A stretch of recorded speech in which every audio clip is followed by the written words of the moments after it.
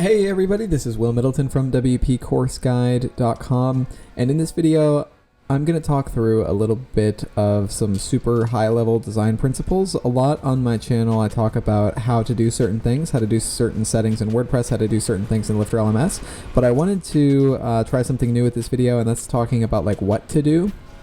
Instead of how to edit something, like maybe what you might want to consider when editing something, and that is like high-level design principles from the 2000s and what makes a site look like 2006, what makes it look like 2018, and like what are the characteristics that we might be looking at.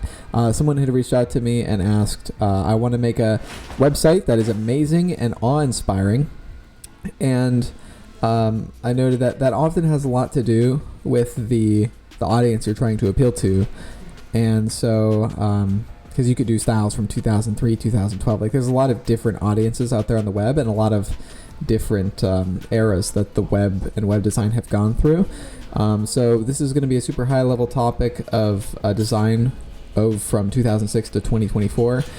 If you want to see more details on any of these pieces, feel free to leave a comment in the description below. But so taking a look at 2006 web design, we saw realistic elements on page, use of shadows, heavy skeuomorphism, and like a lot of Frutiger arrow style stuff, F-shaped reading pattern, and brand-based web design. So looking at some examples from the early 2000s of sites, we see the stock photography becoming a thing, and a lot of shadows, a lot of realistic stuff, and a lot of words on the page, a lot of reading to be done. The eye doesn't necessarily know where to go on these pages, and that would be addressed in later years as people's interests changed. We were coming a lot from like instruction manuals and things like that and books into figuring out what web design was going to be and what the web was going to look like, and so heavily borrows from graphic like graphics with a heavy amount of text.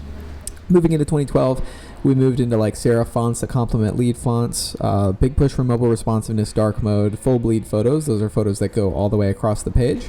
And then there was retro and vintage design where you have like drop shadows and shapes over textures and things like that. So this is very characteristic of what this kind of era of website would have with the full bleed photo. And then down here in these other photos, there's probably, it looks like somewhere in that purple, there's like textures, overlapping colors, and so and definitely in this this other photo over here, there's like a circle going on in that true black photo. So there's a lot of circles, shadows, overlap, full bleed photos. And then this was an example from 2018, I thought. But yeah, so moving into 2018, we moved into more geometric patterns, vibrant colors with high contrast. That is a lot like this. Simple shapes with squares, rectangles, lines, and organic shapes. So we can see there's a lot of geometry going on here, a lot of vibrant colors, and a lot of asymmetry. So you see geometric, asymmetry, like these principles are pretty, no, there's that same picture again. It's pretty potent throughout the entire design. And we see the similar items here. This is kind of like a 2020 style, where we moved into like the trying to emulate mobile apps. This is still something I don't really look at this as like a 2024 style, even for like a mobile app or mobile version of a site. I still view this as in that 2018 era where we take a lot of asymmetry. We're still heavily leaning on the photos on the website, but moving into 2024, there's still mobile first is going to be like the most predominant thing, not just mobile responsive, it's got like mobile first. Monochrome pastel is becoming very popular. This is an example of monochrome pastel. This is not monochrome pastel, but here we go, monochrome pastel. We have this like pastel pink and then this like darker blue, lighter blue. Monochrome pastel is pretty easy on the eyes, so that's becoming really popular, and I think going into 2028 and 2030 we're going to see a lot more of that. Hover animations and things that interact with the mouse when you're on a desktop, or even when you're on a mobile and you click a button and there's a little bit of a hover animation. Hover animations are still interesting, and it adds a little bit of interactivity to a website. I feel like at some point hover animations are going to disappear, but they're still pretty characteristic. Strong use of footers. This is interesting. So like this example with Studio Shadow, showed we?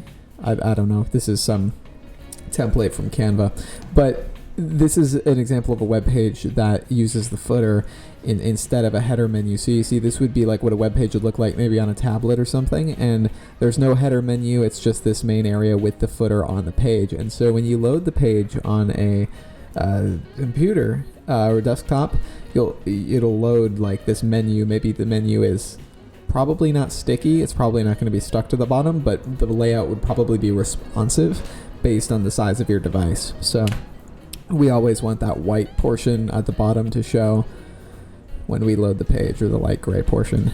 Interactive elements and creative grid layouts. I don't think I have any examples of creative grid layouts on here. I mean, I guess this is a creative grid layout where you have the right column and the left column, and all of the content is aligned in one of the columns. You may have seen, if you Google like good web design grid layout 2024 or something like that, you find like if there's like a 12 box grid, you got 4 boxes on the top and 3 boxes going down the page.